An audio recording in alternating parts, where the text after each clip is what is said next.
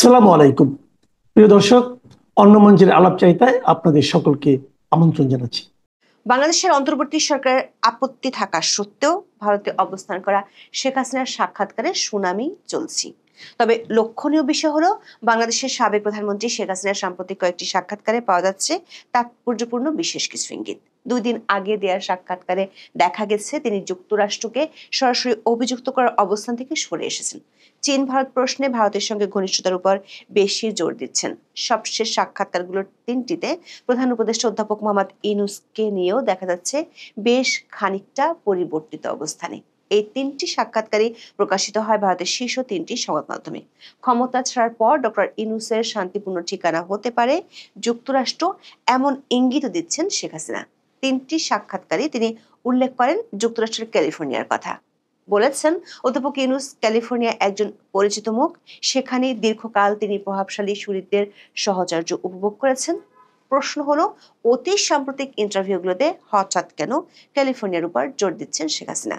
যুক্তরাষ্ট্রের এই রাজ্যে অধ্যাপক ইউনূসের শান্তিপূর্ণ জীবনের পথরেখা কেন হাজির করছেন?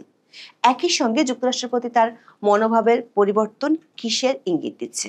বাংলাদেশ সরকার দিল্লিকে শেখ হাসিনার ইন্টারভিউ নিয়ে উদ্বেগ জানানোর পর দেশটির সংবাদ মাধ্যমে আরো বেশি করে কেন ছাপা হচ্ছে সাক্ষাৎকার? নিজের বিরুদ্ধে মামলা নিয়ে কথা বলার চেয়ে কেন আন্তর্জাতিক সম্পর্ক এবং নিজের দৃষ্টিভঙ্গি তুলে ধরার উপর বেশি জোর দিচ্ছেন বাংলাদেশের সাবেক প্রধানমন্ত্রী? বিশেষ করে চীনের সাথে সম্পর্কের ক্ষেত্রে তিনি যে বক্তব্য দিয়েছেন সেটি মিলে যাচ্ছে বাংলাদেশের জন্য মনোনীত নতুন মার্কিন রাষ্ট্রদূত ব্রেন্ট ক্রিস্টেনসেনের কথার সাথে। এসব কি কাকতালীয়, নাকি এর পেছনে আছে কোনো রহস্য? বিস্তারিত জানতে চলুন যাওয়া যাক বিশ্লেষণে।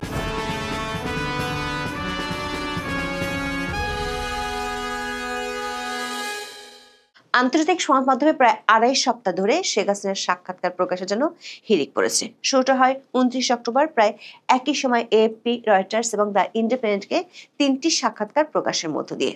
এরপর থেকে প্রায় প্রতিদিনই শেখ হাসিনার বক্তব্য প্রকাশ করছে বিশ্বের প্রভাবশালী বিভিন্ন মিডিয়া। এর মধ্যে সরকারের পক্ষ থেকে কেবল ভারতীয় মিডিয়ায় বক্তব্য প্রকাশ বন্ধের বৃথা উদ্যোগ নিতে দেখা যায়। এজন্য 12ই নভেম্বর পররাষ্ট্র মন্ত্রণালয় তলব করা হয় ঢাকায় ভারতের ডেপুটি হাই কমিশনার পবন বাদেকে। তবে এরপর থেকে ভারতের শীর্ষ মিডিয়ায় সাক্ষাৎকার প্রকাশের মাত্রা যেন বেড়ে গেছে। 3 দিনের মধ্যে 3টি ভারতীয় সংবাদ মাধ্যম ছেপেছে 3টি বিশদ ইন্টারভিউ। সবশেষ 15ই নভেম্বর ভারতের ইন্ডিয়া টুডে এবং ফার্স্ট পোস্ট 2টি সাক্ষাৎকার প্রকাশ করে। এর 2 দিন আগে শেখ হাসিনার বক্তব্য প্রচার করে CNN নিউজ 18। দর্শক, আমাদের বিশ্লেষণ হলো, আন্তর্জাতিক বিভিন্ন সংবাদ মাধ্যমে প্রায় 2.5 সপ্তাহ ধরে শেখ হাসিনা যেসব বক্তব্য দিয়েছেন তার থেকে গত 3 দিনে ভারতের 3টি মিডিয়ার সাক্ষাৎকারে নতুন কিছু কথা দেখা গেছে। লক্ষ্য করা যাচ্ছে তাৎপর্যময় কিছু ইঙ্গিত। যুক্তরাষ্ট্রের সঙ্গে দীর্ঘদিনের বৈরী অবস্থা উন্নয়ন চেষ্টার আভাস পাওয়া যাচ্ছে শেখ হাসিনার কথায়। গত বছর জুলাই আগস্টে সেনাবাহিনীর ভূমিকা নিয়ে দিচ্ছেন রক্ষণশীল বক্তব্য।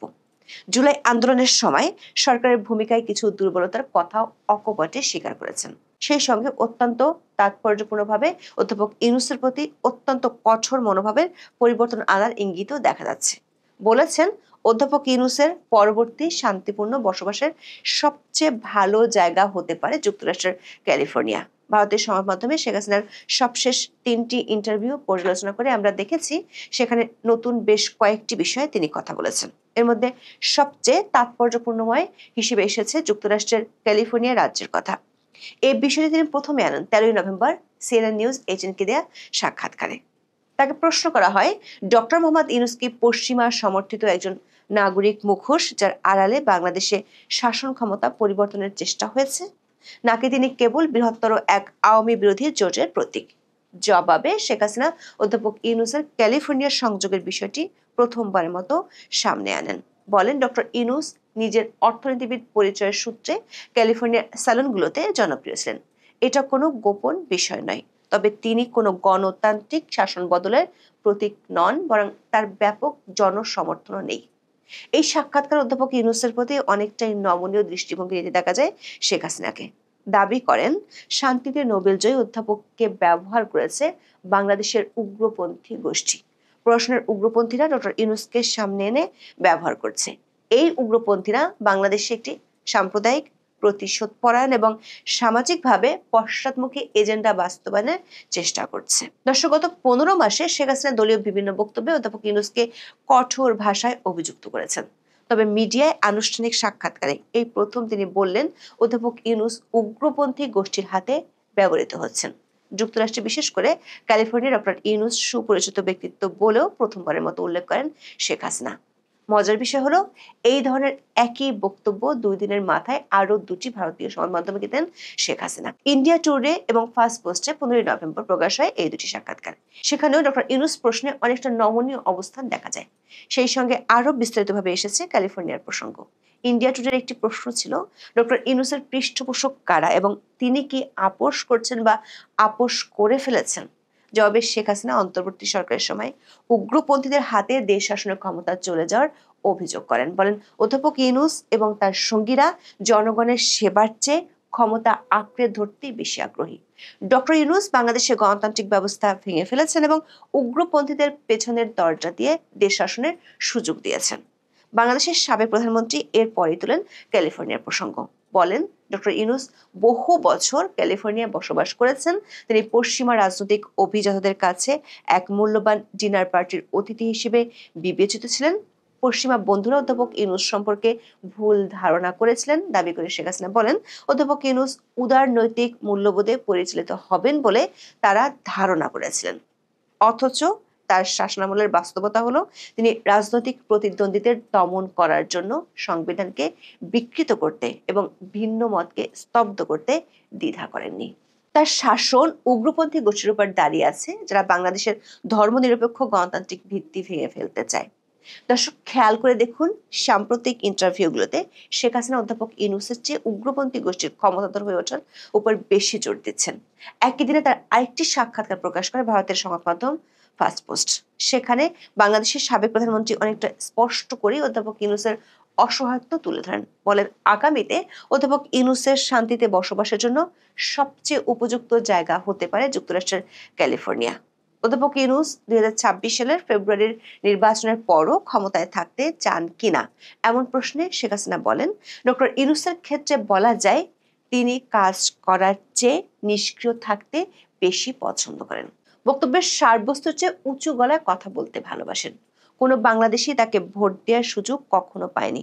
কথিত জনপ্রিয়তার ঢেউয়ে ক্ষমতায় আসার 15 মাস পরেও ইউনূস এখনো বাংলাদেশের জনগণকে তাদের সরকার প্রধান বেছে নেওয়ার সুযোগ দেননি, বরং তিনি বারবার নির্বাচন পিছিয়েছেন, আওয়ামী লীগকে প্রতিদ্বন্দ্বিতা থেকে নিষিদ্ধ করেছেন এবং একটি সনদ তৈরি করেছেন যা অনির্বাচিত এক অভিজাত গোষ্ঠীর ক্ষমতা স্থায়ী করার জন্য তৈরি হয়েছে। এরপরে প্রধান উপদেষ্টার সম্পর্কে অনেকটাই নমনীয় শোনা যায় শেখ হাসিনাকে। বলেন, ডক্টর ইউনূস ব্যক্তিগতভাবে ক্ষমতায় থাকতে চান কিনা তা আমি বলতে পারি না। তিনি তার দায়িত্বের নিয়ন্ত্রক হিসেবে নেই এবং স্পষ্টতই এমন বিশৃঙ্খলা উপভোগ করছেন না। তিনি হয়তো ক্যালিফোর্নিয়া তার আগের আরামদায়ক জীবনে ফিরে যেতে চাইতে পারেন। তবে যারা তাকে ভর দিয়ে সামনে রেখেছে সেই উগ্রপন্থীরা নিশ্চয়ই ক্ষমতা ছাড়ার ইচ্ছা রাখে না। দর্শক, এই সাক্ষাৎকারে শেখ হাসিনা আগের তুলনায় অনেকটাই নরম হয়েছেন ডক্টর ইউনূসের প্রতি। দাবি করেছেন প্রধান উপদেষ্টার হাতে সিদ্ধান্ত নেওয়ার ক্ষমতা তেমন নেই, তাকে ব্যবহার করেছে উগ্রপন্থীরা। এই অবস্থা থেকে বের হতে পারলে তিনি হয়তো ক্যালিফোর্নিয়ার শান্তির জীবন বেছে নিতে চাইবেন। প্রশ্ন হলো, ভারতীয় সংবাদ মাধ্যমকে দেয়া টানা 3টি সাক্ষাৎকারী শেখ হাসিনা কেন আনছেন ক্যালিফোর্নিয়ার প্রসঙ্গ? অধ্যাপক মোহাম্মদ ইউনূসের বিষয়ে অনলাইনে ছড়িয়ে থাকা তথ্যে দেখা যাচ্ছে যুক্তরাষ্ট্রের প্রভাবশালী মহল, বিশেষ করে ডেমোক্র্যাটদের সঙ্গে তার দীর্ঘদিনের সুসম্পর্ক রয়েছে। আবার সেখানে বেশ জাঁকজমকপূর্ণভাবে পরিচালিত হচ্ছে তার অনেকগুলো সামাজিক ব্যবসা উদ্যোগ। অনুসন্ধানে আমরা দেখেছি যুক্তরাষ্ট্রের বিভিন্ন রাজ্যের মধ্যে ক্যালিফোর্নিয়ার সবসময় ডেমোক্র্যাটদের ঘাঁটি হিসেবে পরিচিত। বর্তমানেও সেখানকার গভর্নর একজন ডেমোক্র্যাট। আবার এই রাজ্যে অধ্যাপক ইউনূসও ব্যাপকভাবে সমাদৃত।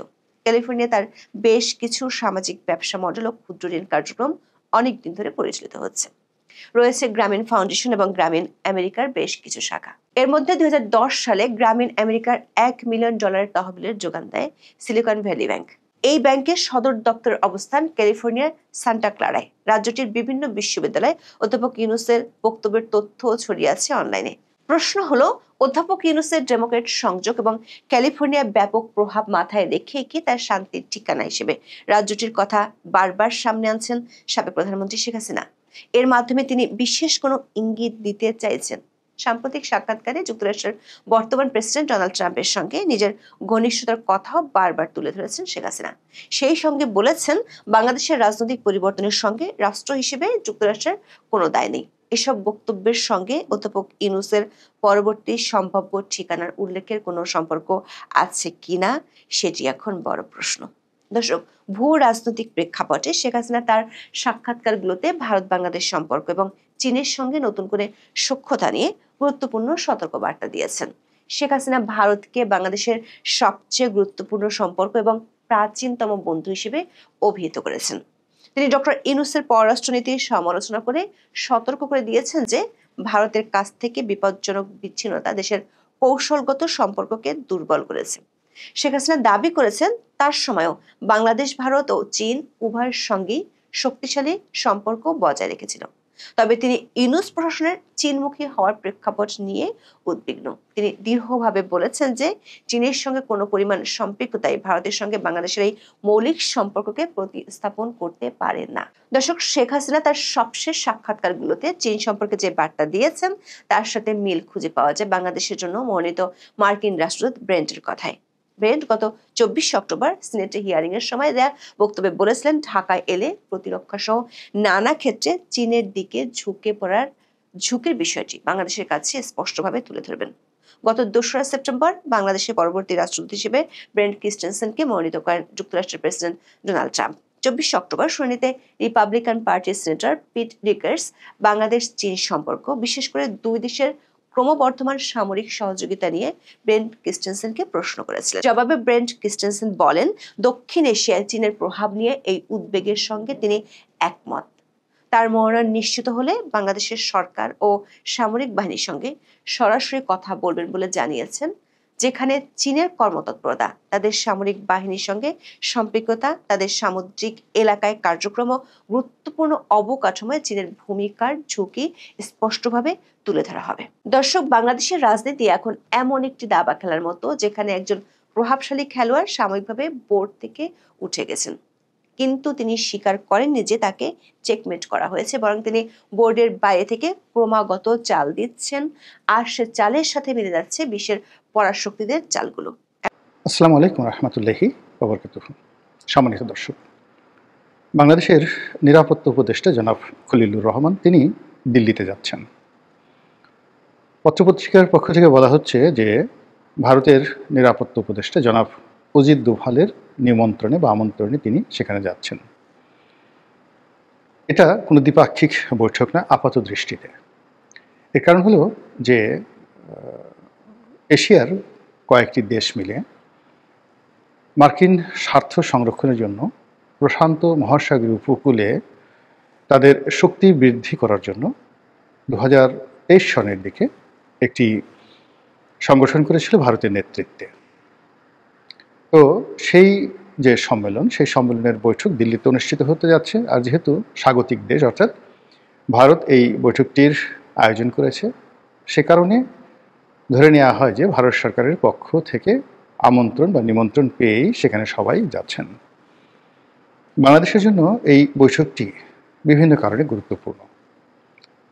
প্রথম কারণ হলো যে শেখ হাসিনা পরবর্তী বাংলাদেশে এই প্রথমবারের মতো জনাব অজিত দোভাল, ভারতীয় কর্মকর্তা, এবং এই যে বে অফ বেঙ্গলের যে প্যাক্ট, নিরাপত্তা প্যাক্ট, যেটাকে প্রমোট করার জন্য মার্কিন যুক্তরাষ্ট্র ভারতের নেতৃত্বে এখানে চীনের একটা যাকে বলা প্রতিপক্ষ তৈরি করে বা চীন বিরোধী একটা ওয়াল, গ্রেট ওয়াল তৈরি করার চেষ্টা করছেন সমুদ্রে। তো সেই বৈঠকটি, এই বৈঠকটি বাংলাদেশের জন্য গুরুত্বপূর্ণ এই কারণে যে চীনের সঙ্গে পাকিস্তানের সঙ্গে বাংলাদেশের সাম্প্রতিক যে দহরম মহরম সম্পর্ক, সেই সম্পর্কের প্রেক্ষিতে হঠাৎ করে এরকম একটি বৈঠক এবং সেই বৈঠকে নিমন্ত্রণ পাওয়া বা নিমন্ত্রণ গ্রহণ করা, এটি কোনো চারটিখানি বিষয় নয়। দ্বিতীয়ত, আপনারা সবাই জানেন যে ইতিমধ্যে বাংলাদেশের সঙ্গে আমেরিকার একটি নিরাপত্তা সমঝোতা স্বাক্ষর হয়েছে, আর ভারতের সঙ্গে একটি কৌশলগত, এখানে সমঝোতা নয়, কৌশলগত সামরিক চুক্তি স্বাক্ষরিত হয়েছে। ফলে দৃশ্যত যে ট্রেড ওয়ার, বাণিজ্য যুদ্ধ চলছে ভারতের সঙ্গে আমেরিকার। সেই যুদ্ধের বিপরীতে কিন্তু তাদের যে সামরিক সম্পর্ক এটা কিন্তু নষ্ট হয়নি, এবং সেই সম্পর্কটি চীনকে কেন্দ্র করে, সেই সম্পর্কটি মার্কিন স্বার্থ এবং ভারতের স্বার্থকে কেন্দ্র করে সম্ভবত হোয়াইট হাউস এখানে কোনো ঝুঁকি নিতে চাচ্ছে না। আর তৃতীয় ফেজে এসে এরকম একটি সম্মেলন এবং সেই সম্মেলনে বাংলাদেশের অংশগ্রহণ। এবং আপনারা জানেন যে এই সম্মেলনটি যখন হচ্ছে তার কিছুদিন আগে জনাব আলী রিয়াজ, জনাব ডক্টর মোহাম্মদ ইউনূসের দক্ষিণ হস্ত, এবং জনাব খলিলুর রহমান তিনিও সম্ভবত আমেরিকা ভ্রমণ করে এসেছেন। এর বাইরে দিল্লিতে পরপর 2 দফা এখানে সন্ত্রাসী হামলা হয়েছে। স্পষ্টত এর জন্য পাকিস্তানকে দায়ী করছে ভারত। আর পাকিস্তানের হাত ধরে বাংলাদেশকে ফুটপ্রিন্ট হিসেবে পাকিস্তানি জঙ্গি গোষ্ঠী ব্যবহার করছে বা করতে পারে বা করা হবে, এরকম একটি ধোঁয়া তুলে, অভিযোগ তুলে বাংলাদেশের সরকারকে নাস্তানাবুদ করার জন্য যে দিল্লির প্ল্যান এবং প্রোগ্রাম যেখানে তুমুল বিক্রমে এগিয়ে চলছে, ঠিক সেই সময়টাতে জনাব খলিলুর রহমানের এই বৈঠক নিঃসন্দেহে খুবই গুরুত্বপূর্ণ। আমি শুধুমাত্র সম্ভাবনা এবং শঙ্কার কথাগুলো বলছি। আপনারা সবাই জানেন যে পাকিস্তান নেভি মানে নৌবাহিনীর প্রধান, তিনি বাংলাদেশ সফর করেছেন। আর গত 50 বছরের মধ্যে, অর্থাৎ স্বাধীনতার পরে এই প্রথম কোনো নেভাল শিপ, নৌবাহিনীর কোনো জাহাজ চট্টগ্রাম বন্দরে নোঙর করেছে। এটি যে কোনো কারণে ভারতের মাথা ব্যথার কারণ, যে কোনো বিচারে এটি ভারতের চক্ষু চড়ক গাছ হওয়ার যথেষ্ট কারণ রয়েছে, এবং এটি দিল্লি কোনো স্বাভাবিকভাবে নেয়নি। এরপর পাকিস্তানের জেনারেলদের ঘন ঘন বাংলাদেশ ভ্রমণ, এবং বিশেষ করে পাকিস্তান সেনাবাহিনীর দ্বিতীয় গুরুত্বপূর্ণ ব্যক্তি তিনি বাংলাদেশ ভ্রমণ করে গেছেন, এবং হাতে লাঠি সহকারে মাথায় ক্যাপ দিয়ে অনেকটা সামরিক কায়দায় যেভাবে তিনি আমাদের ডক্টর মোহাম্মদ ইউনূস সাহেবের সাথে বৈঠক করেছেন, আর সেই বৈঠকের পরে আবার আমাদের সেনা সদরের সঙ্গে তার যে বৈঠক, এটি অত্যন্ত তাৎপর্যপূর্ণ। এর হাত ধরে, মানে এই ঘটনাগুলোর হাত ধরে ভারতের উচ্চপদস্থ সামরিক কর্মকর্তারা আমাদের সীমান্ত অঞ্চলে তাদের যে সকল গ্যারিসন বা তাদের সামরিক ঘাঁটি রয়েছে, সেই সামরিক ঘাঁটিগুলোতে তারা শক্তি বৃদ্ধি করেছে, এবং তারা ব্যক্তিগতভাবে সেখানে ভ্রমণ করেছে। এবং ভারতের যে উত্তর পূর্বাঞ্চলীয় কমান্ড, নর্থ ইস্ট যে কমান্ড রয়েছে সেনাবাহিনীর, সেই কমান্ডের যিনি কমান্ডার এবং ভারতীয় সেনাবাহিনীর দ্বিতীয় গুরুত্বপূর্ণ ব্যক্তি, তিনি পার্সোনালি ব্যক্তিগতভাবে কলকাতাতে এসেছেন, শিলিগুড়ি এসেছেন, আসামে এসেছেন। তো এই অঞ্চলে ত্রিপুরাতে এসেছেন। এই অঞ্চলে এসে তিনি রাত্রি যাপন করেছেন এবং তার সামরিক কর্মকর্তাদের সঙ্গে তিনি বৈঠক করেছেন। এটা কোনো ছেলে খেলার বিষয় নয়। বিশ্বের এত বড় একটি সামরিক বাহিনী, তাদের প্রতিটি পরিকল্পনা গোয়েন্দা তথ্যের ভিত্তিতে, এবং বাংলাদেশের মতো একটা রাষ্ট্রের সঙ্গে দ্বন্দ্ব এবং সংঘাত করার জন্য তাদের এইরকম রণপ্রস্তুতি একেবারে একটি অসম্ভব একটা বিষয়।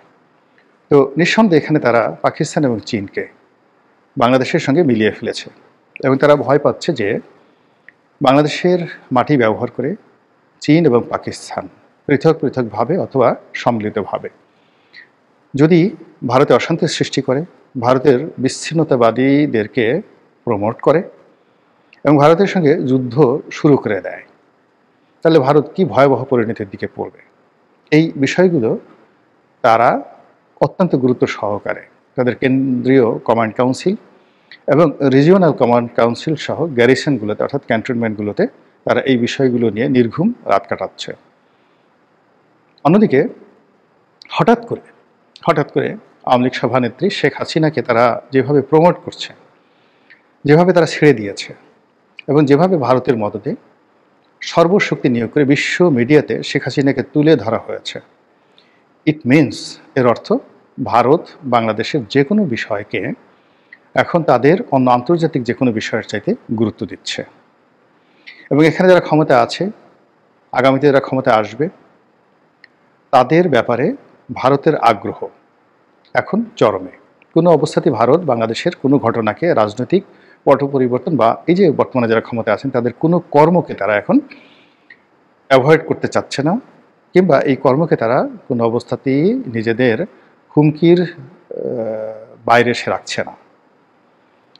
তো এইগুলো ছাড়াও সামনে যদি আমরা এই সামরিক পয়েন্ট অফ ভিউ ধরি, এগুলো ছাড়াও বাইরে যে সকল বেসামরিক বিষয়াদি রয়েছে, বিশেষ করে সামনে নির্বাচন, শেখ হাসিনার মামলার রায়, অন্যান্য মামলাগুলো, বিএনপির ভবিষ্যৎ অবস্থা, ডক্টর মোহাম্মদ ইউনূসের সরকারের বর্তমান অবস্থা, আওয়ামী লীগের রাজনীতিতে পুনর্বাসন অথবা আওয়ামী লীগের যে রাজনীতির অন্তর্জলি যাত্রা, এই পুরো বিষয়গুলো আগামীতে আলোচনা করার জন্যে যে একটা উইন্ডো তারা খুলতে চাচ্ছে দিল্লি, তার প্রেক্ষিতে এই যে জনাব খলিলুর রহমান দিল্লিতে যাচ্ছেন, এরকম একটা বৈঠক সেখানে হতে পারে সাইড লাইনে। এগুলো এক। 2 নম্বর হলো যে ভারত এখানে খুব কঠোর অবস্থানে যেতে পারে, একেবারে 1-2, যে আমাদের হাতে এই দেখো তোমাদের প্রমাণ আছে, তোমাদের মাটি ব্যবহার করে এই কাজগুলো হচ্ছে, তোমাদের দেশে এই জিনিসগুলো হয়েছে, এবং গত 14 মাসে তোমরা তোমাদের জনগণ দ্বারা এবং তোমাদের বন্ধু রাষ্ট্রের দ্বারা তোমরা এই কাজগুলো করেছো, দিস ইজ দ্য ডকুমেন্ট।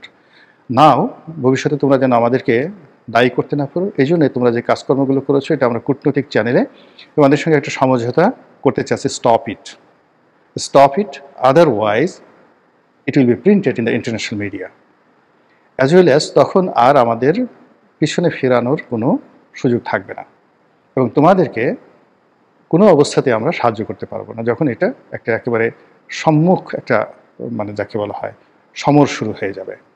তো এই যেগুলো আমাদের কেবলই মাত্র প্রেডিকশন। উনি ওখানে যাবেন, যাওয়ার পরে বাংলাদেশের পক্ষ থেকে যা বলা হোক বা না হোক, কিন্তু ভারতের পক্ষ থেকে এইগুলো চুলচেরা বিশ্লেষণ করা হবে, তাদের কূটনৈতিক চ্যানেলগুলো, তাদের সরকারি যারা কর্তা ব্যক্তি রয়েছেন তারা, এবং একই সঙ্গে ভারতীয় মিডিয়া। আর আওয়ামী লীগের যারা লোকজন আছেন তারা তো মোটামুটি প্রচার করার জন্য একেবারে উন্মুখ হয়ে বসে আছেন।